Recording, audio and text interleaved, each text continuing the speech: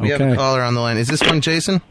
Yeah, hello? Hey, Jason, how are you? Hey, Danny, how's it going? Pretty good, pretty good. We're in the studio with Paul Giamatti. Do you have a question? I do have a question for Paul. Okay, we're getting somewhere. I have to say that last caller was really funny. Yes. Is that Chris's neighbor in Brooklyn? Is this a question for me? I suspect it is Chris's neighbor, yes. I'm going to guess that it is. My question is about Shoot 'Em Up. Uh-huh. The film Shoot 'Em Up, because that was a really interesting movie for you to take on. Yeah. You know, it was a little a bit of an unconventional, over-the-top type of script. Uh-huh. I just was wondering, like, how did that project come to be, and like, was it fun making that film? Yeah, it was. I like things like that a lot, and I've gotten over the years offered a lot of action movie bad guys, but they suck most of the time. And I don't know whether that movie sucks or not. I think a lot of people think it sucks, and some people think it's good. But, it's absolutely badass. Oh, I'm glad you like it, and I liked it because it was a good bad guy. I mean, I got to do really kind of grotesque things, and I felt like this guy's actually really kind of. I mean, I fondle a dead woman in the back of a car, and you know, Skull and Bones, baby. Skull and Bones. I think things are adding up for everybody here. But no, I really liked doing that, and it was interesting because it wasn't really. In some ways, there wasn't much of a character, and we kind of made it up as we went along. But I like things like that, so I really wanted to do something like that. That's awesome. That's awesome. Thanks. Well, thanks for answering that Thank question. you. Cool. Thanks for calling. Wow, impressive call. We had a real caller. Very impressive. There we go. A guy with a very serious question. Very good. Pretty good. All right, let me go back to my question. Jim Carrey, the man who inspired me to go into comedy. Right. His fault. It's all his fault. Well, I always wondered, like, that's, you know, one day that's my dream is to do a movie with him. Uh-huh. You know, and you could be in it, you know, if you're interested. Well, you could be in the movie about Danny making a movie with Jim Carrey. Yeah. That's not a bad idea. All right. That's a good idea. Let's get it going. Very good. Jim Carrey, what kind of a guy is he on the set? Well, I did 2 movies with him, and I was in the Truman Show. Truman Show, yeah. And the stuff I actually did stuff with him that got cut from that, not because of me. And I really worked with him obviously a lot in the other one, and he was. And I don't know what he's like normally, but on that he was in character all the time. So it was tricky. He was great. I mean, he was fun. Andy on the set the whole time. Yeah, or he was Tony Clifton the whole time. So he was. Wow. It was interesting to deal with him, but working with him when you were in the scene and stuff was great. Yeah, you know, I mean, he's got really specific ideas about how he wants to do things and how the scene should go, but he's right most of the time. So, you know, but no, I had a good time working with him. But the whole in character thing got tricky to deal with. You didn't like it? I didn't love it. I mean, it was tricky because you just sort of felt like you couldn't talk to him sometimes. Right. He was just off in his own thing. Do you have to talk to him like he was? Yeah, Andy you had to call him Andy. Really? Stuff like that. Really? Well, you know what it is, I think? It's what Chris had to you, I think. You see, he's the son of a janitor, okay? And he doesn't like you coming in with your highfalutin Yale. Wow, it's getting ugly. Yeah, you're projecting your own insecurities onto me. Yeah. Well, I'll tell you what went down before you got here because it was absolutely hilarious. Okay. I said because I said, listen, Paul Giamatti's coming in. Right. This guy is one of the top guys to me. Mm-hmm. I want everyone to be very respectful to him. Yeah. And then Chris goes on your Wikipedia page. That didn't pan out. It didn't really seem to take with it. They didn't offer you cupcakes outside? You're right. You're right. The cupcakes. Then Chris, he says, of course, bro, of course. He's fellow paisan. It's not a problem. The first thing he does is attack me about not being Italian. Well, yeah. Then he goes on your Wikipedia page and then I think everything's okay. A minute later, he's a Freemason Jew. Yes, $5 million a movie. I get an outburst in the other room. He's no paisan. So we go in the other room and I'm telling Dave, be respectful. He's like, yeah, well, I'll do whatever. Dave is Dave. And then Chris says after he gives me a whole mouthful, he goes, he's one of the best actors of our generation, bro. Nice. Turn right back around as soon as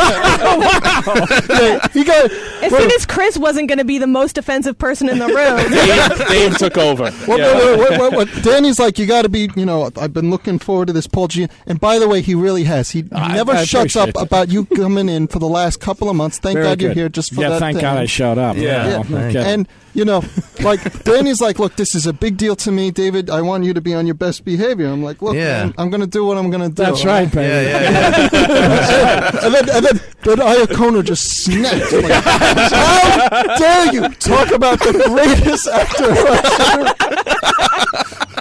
Wow! You know what did it for me? I was. Whether you go back to gone either way. I could have gone either way, but you could have. With most people, you could have. God bless you for not going the other way. Well, he snaps back to get his coffee, and he has this walk that I've never seen him do before. He stormed out. Really? Yeah, it was actually it was something to see. You took offense on my behalf. Yes, thank you. I was worried. Thank worried. But no. What snapped me back is reading, and I saw that you were married to a Jewish woman, and I also have a thing for Jewish women. Very good. There you go. Yeah, redeemed. We're back on the same page.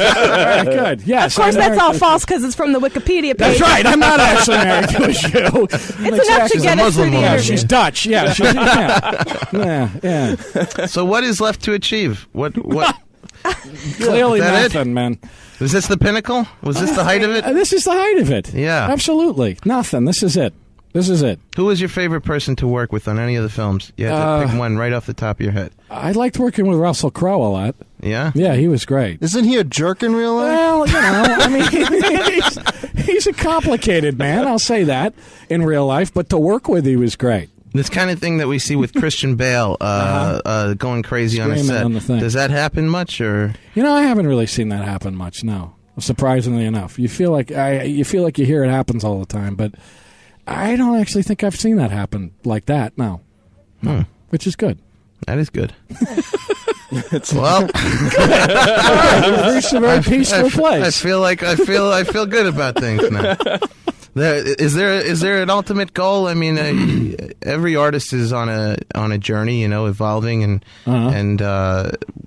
reaching for something. Have you figured out what it is, where you want to go? And no. What about role wise? Have you found the role yet that you feel you can look back on and go, that was the one? No. Okay. I mean, the one kind of like that was what your I legacy. Always wanted to do. Your legacy, yeah. No. Do you find he's too young to know his legacy? Yeah, but you don't know. That's true. But I do know. I like the fact that I don't know what I'm going to do next and how it's going to turn out, and I kind of like that about acting. I don't know where it's going. Is there an excitement still when you start on a new movie? Yeah. That doesn't sound like where it depends. Like someone just offered you chicken noodle and you're like, I guess if it's the only soup. Excitement. I get nervous. I mean, it depends on the movie. I still get nervous all the time. Well, you have some of them I get more excited about. Yeah. You following me here? I'm with the you. chicken soup analogy.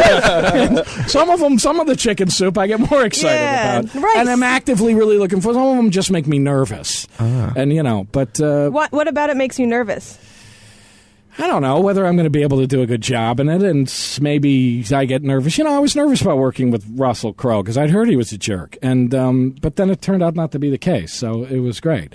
But I was more nervous about that, I remember, going into it than excited. Then I got excited about it. He's just acting that way because he's on set. He does his antics off set. It's true. Yeah, he's a real scrotum puncher. Yeah, he's a real bad. You're right. That's true. He does it. He saves it all for off camera. How about Clint Eastwood? You ever meet him? I did meet him once. What kind of a guy? He seems like a very nice guy. Yeah, he seemed all right. He didn't have much to say to me. We want to work with him? Sure, I'd work with him. Did you see Gran Torino? Yeah. Did you like it? I liked it a lot.